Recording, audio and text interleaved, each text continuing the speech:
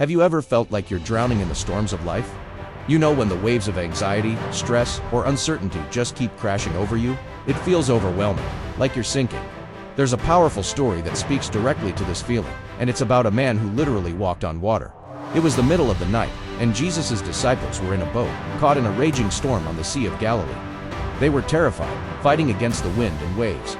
Then, in the distance, they saw a figure walking on the water towards them. They thought it was a ghost and cried out in fear, but a voice cut through the storm. "Take courage. It is I, don't be afraid." It was Jesus. Imagine the mix of relief and astonishment they must have felt. But one of them, Peter, did something audacious. He called out, "Lord, if it's you, tell me to come to you on the water." And Jesus simply said, "Come." So, Peter climbed out of the boat. For a few incredible moments, he was doing the impossible. He was walking on the water, just like Jesus. He was defying the laws of nature, all because he trusted the one who called him. His focus was locked on Jesus, and as long as it was, he was standing on top of his storm. But then, something shifted. Peter took his eyes off Jesus and looked at the wind and the huge waves around him. He saw the storm for what it was, chaotic, powerful, and terrifying. And in that instant, doubt flooded his heart. Fear took over, and he began to sink.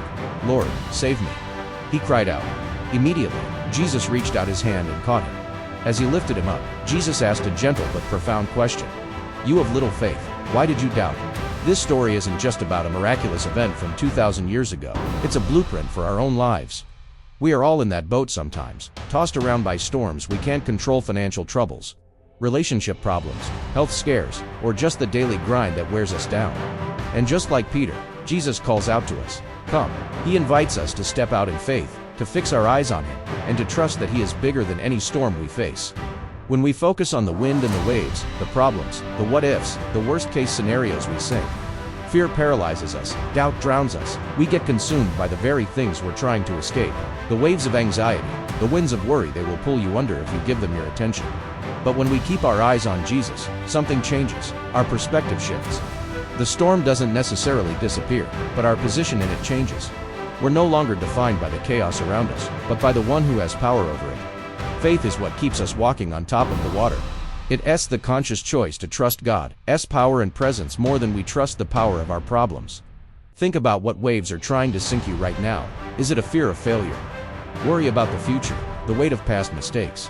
Now imagine shifting your focus from those waves to Jesus. Instead of replaying your fears, you declare his promises. Instead of dwelling on your weakness, you remember his strength. Walking on water isn't about being perfect or never feeling fear.